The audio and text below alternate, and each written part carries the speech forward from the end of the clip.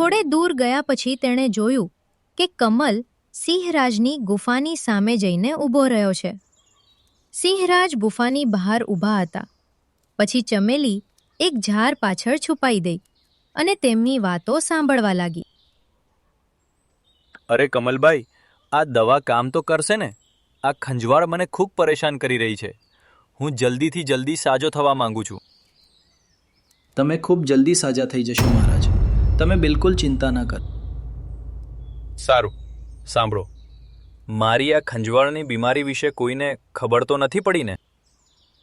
ના મહારાજ, કોઈને ખબર નથી. હું ખૂબ સાવધાનીથી તમારી પાસે આવું છું. આ તરફ ચમેલીને આખી વાત સમજાઈ ગઈ હતી. તેને મનમાં વિચાર્યું, અરે વાહ, આ તો ખૂબ જ સારી ખબર છે. જંગલનો રાજા સિંહરાજ ખંજવાળથી પરેશાન છે. આ વાત બધાને જણાવવી પડશે.